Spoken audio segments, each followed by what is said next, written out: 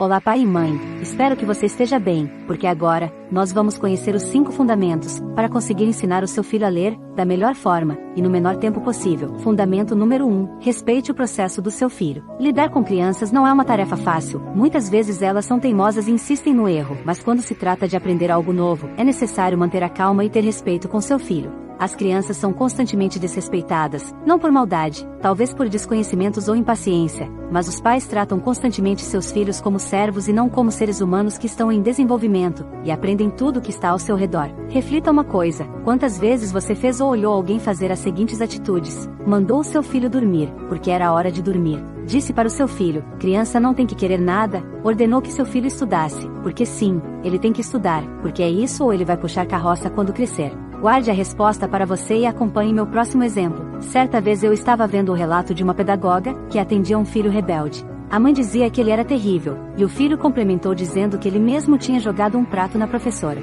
Ao ser questionado sobre o porquê ele tinha feito aquilo, ele respondeu que estava colocando uma toalha em cima da mesa, para forrar o prato do lanche e então a professora se viu no direito de arrancar a toalha do garoto, jogar no chão, e posicionar o prato sem a toalha. O garoto, no auge de seu instinto, jogou o prato na professora. Não quero justificar como correta a atitude do garoto, mas você acha que essa criança foi respeitada? Você acha que se fosse um adulto no lugar de uma criança, a professora teria a mesma atitude? Você sabe a resposta. A diferença entre uma criança e um adulto é que uma criança ainda não possui filtros sociais, ela age por impulso e instinto.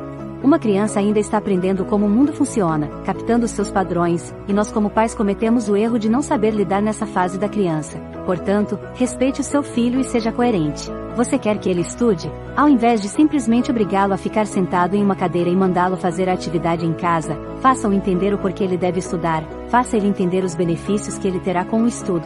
As crianças são imediatistas e buscam sempre o prazer, então fale para o seu filho que com o estudo, ele poderá comprar aquele PlayStation que ele sempre quis, ele irá poder comprar os brinquedos que ele tanto quer, faça-o perceber a recompensa dos estudos. Até para nós adultos é difícil fazer uma tarefa simplesmente por fazer, então se é difícil para um adulto, imagina para uma criança. Vamos agora para o segundo fundamento, o foco no acerto. Esta é uma outra lição que você deve ter em mente, digo mais, ela é de extrema importância, e a sua negligência pode causar sérios danos ao seu filho. Mas para contextualizar melhor, acompanhe o meu raciocínio a seguir. Eu nunca esqueci na minha vida, quando estava no meu ensino médio, a prova era sobre trigonometria, e equações do 2º grau. Os cálculos eram enormes e ocupavam quase toda a prova e em uma determinada questão, eu errei a posição da vírgula na resposta final. O meu professor havia arriscado toda a questão, invalidando absolutamente tudo, ele não fez nenhum comentário ou apontamento do porquê eu teria errado a questão. Quando eu recebo a prova, fico muito abalada, porque eu havia estudado, havia me dedicado e simplesmente ver a minha questão anulada, na minha cabeça soava como, o meu esforço não valeu de nada. Eu comecei a detestar a matemática e sempre quando eu ia estudar, batia um desânimo. O engraçado é que o meu raciocínio estava certo, os cálculos estavam certos, mas por falta de atenção, uma vírgula foi colocada fora de lugar e sim, deixando a minha resposta errada. A grande lição dessa história é que você não deve agir como meu professor, por conta de um único erro, invalidar todo o meu esforço, o que causa bastante desânimo numa criança. Você deve adotar uma postura de apontar os erros do seu filho, mas sem jamais esquecer de exaltar e parabenizar os seus acertos, assim seu filho se sentirá muito mais feliz e motivado para aprender a ler. Agora, veremos o terceiro fundamento, que se trata sobre não limitar a criatividade do seu filho.